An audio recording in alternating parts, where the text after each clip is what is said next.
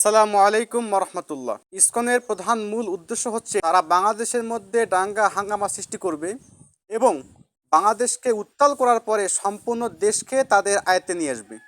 আমাদের যে ভাইকে হত্যা করা হয়েছে, হত্যাকারীকে দ্রুত আইনের আওতায় এনে ফাঁসির মঞ্চে ঝুলাতে হবে ইসলামিক আইন অনুযায়ী। ইস্কানকে নিষিদ্ধ করতে হবে, তাদের ২০ দাঁতকে ভাঙতে হবে, না হলে বাংলাদেশের স্বাধীনতায় তারা পিছন দিক থেকে ছুরি দিয়ে আঘাত করতে দ্বিধা করবে না।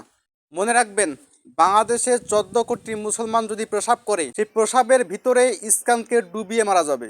তো আমাদের মধ্যে সবচেয়ে বড় সমস্যা হচ্ছে বাদরকে আদর দিয়ে ঘাড়ে তোলা, মুসলিম হয়ে হিন্দুদের পূজায় গিয়ে সুন্দর করে স্লোগান দেওয়া, ধর্ম যার যার উৎসব সবার, নাউজুবিল্লাহ।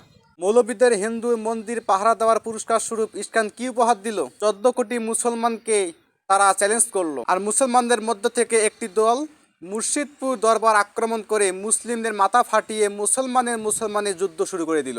সারা দেশে মুসলিমরা নিজ নিজ দলে বিভক্ত।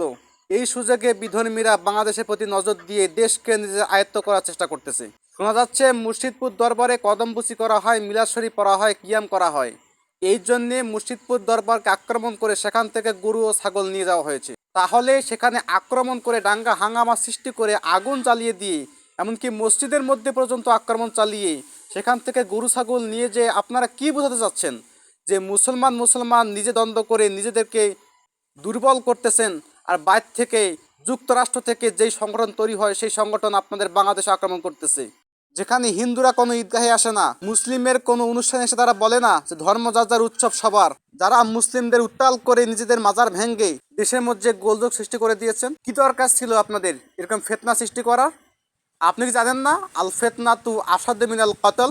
ফিতনা হচ্ছে খুনের থেকেও জঘন্য। আপনারা পারতেন কদমবুচি করা হয় জায়েজ নাকি সুন্নত নাকি হারাম, বাহাসে বসার। মিলাদ কিয়াম করা হয় জায়েজ নাকি সুন্নত নাকি মুস্তাহাব, বাহাসে বসার। কিন্তু বাহাসের ডাক না দিয়ে দরবার আক্রমণ করে মুসলিমদেরকে বিভিন্নভাবে উত্তাল করতেছেন। এটা কখনোই মুসলিমদের জন্য সমীচীন হতে পারে না।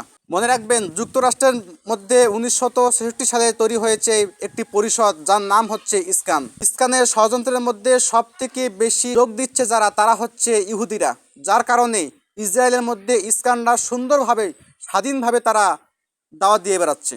এমনকি মালয়েশিয়াতে পর্যন্ত ইস্কানের বিরুদ্ধে জোরপূর্বক প্রকাশ্যে ধর্মান্তরের অভিযোগে সম্পূর্ণ ইস্কানকে নিষিদ্ধ করা হয়েছে।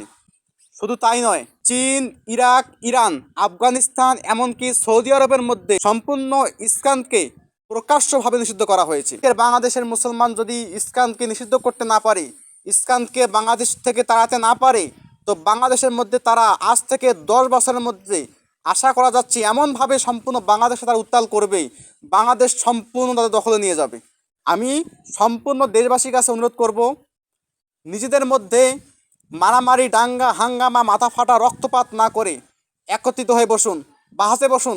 আজকে এই ভিডিওর মাধ্যমে ইস্কানের বিরুদ্ধে সম্পূর্ণ দেশবাসীকে, যাদের মনের মধ্যে দেশত্ব প্রেম আছে, আমি সবাইকে জাগার জন্য অনুরোধ করতেছি এবং তীব্র নিন্দা জানাচ্ছি ওই সমস্ত মুসলিমদের যারা মুর্শিদপুর দরবার আক্রমণ করে নিজেদের মুসলিম ভাইদেরকে রক্তাক্ত করেছেন। মনে রাখবেন, আল্লাহ রাব্বুল আলামিন এবং তার হাবিব মুহাম্মদ সাল্লাল্লাহু আলাইহি সাল্লাম যুদ্ধ করার আদেশ করেছে শুধু কাফেরদের সঙ্গে, মুসলিমের সঙ্গে নয়। মনে রাখবেন, একজন মুসলিম হয়ে আরেকজন মুসলিমের গায়ে আঘাত করা, তাদেরকে রক্তপাত করা সম্পূর্ণ কুফরি।